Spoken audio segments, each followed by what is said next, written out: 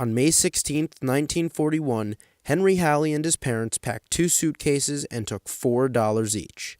This German dictionary was among the few items he could carry to a new life in America. Now, Gabriel Markovich carries it as a reminder of the world his grandfather, Henry Halle, left behind.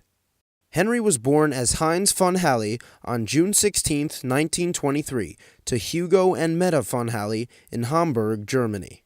Henry and grandson Gabriel traveled throughout Hamburg in the summer of 2006, bringing old memories to life. I know my grandfather loved the water. He loved the ships. He talked about when he was a kid, he would be downtown on the waterfront watching all the barge ships. He would get a calendar every year from Hamburg, and every month would be a different scenic picture. And as long as I can remember, since I was a little kid, he always had really scenic pictures of Hamburg. So I think Hamburg was always close to his heart.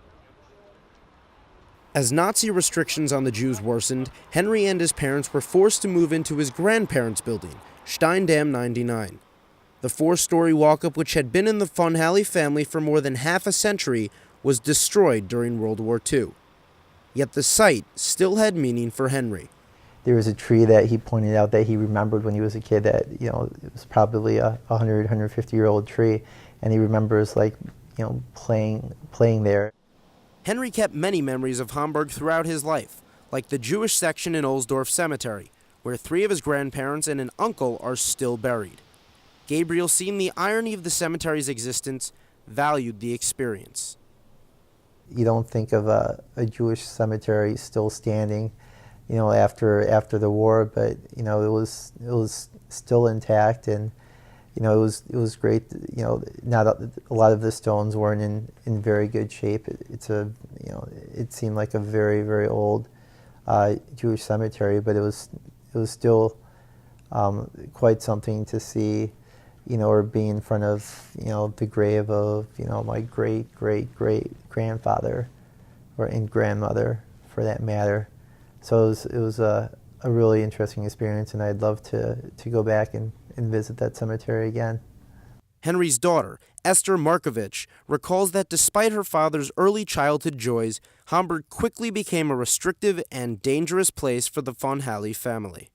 You could tell that he had been really loved and cherished as a child, and I think maybe that also helped him accept the difficult times when he was a teenager. He was in school till his freshman year, where all the Jewish students were expelled from the schools.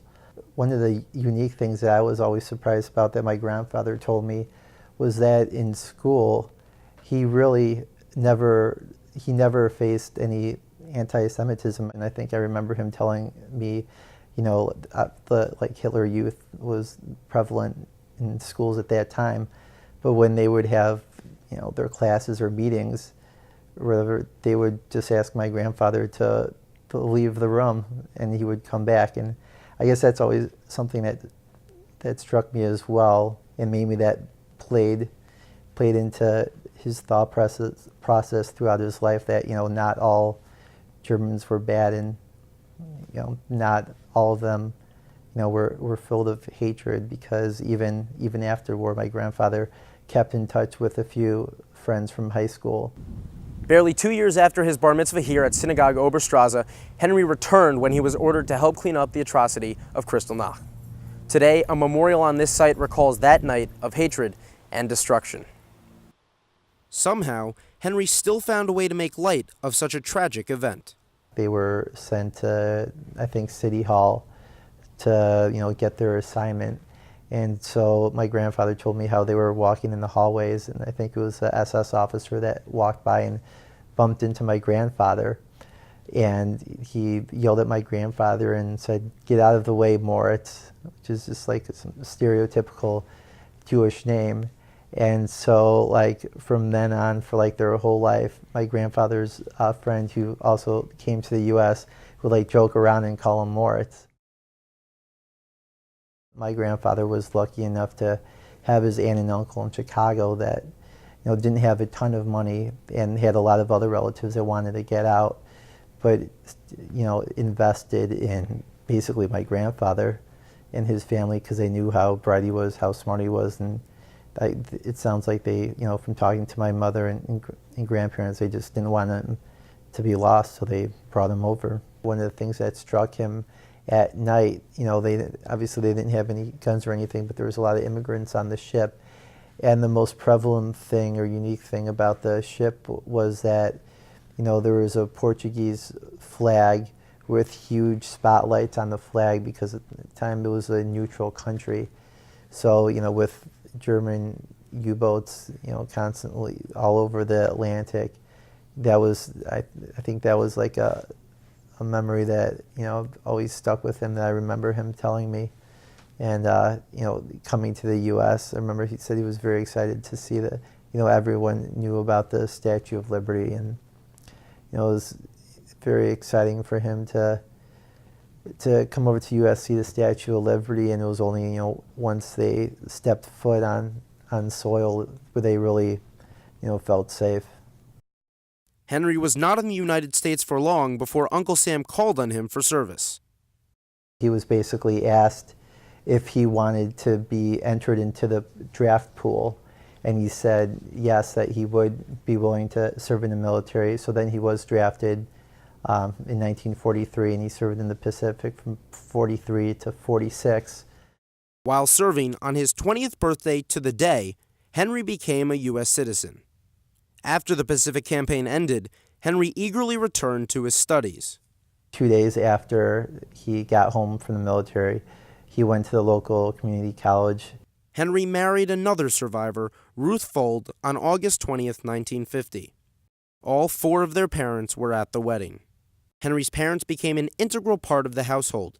His mother, Meta, died just months shy of her 98th birthday. Henry completed his studies with a bachelor's degree in mechanical engineering.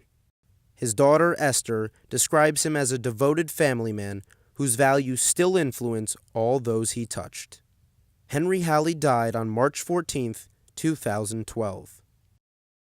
Sometimes it's very hard to judge what makes a person. Is it the experiences that they've had, or is it their personality?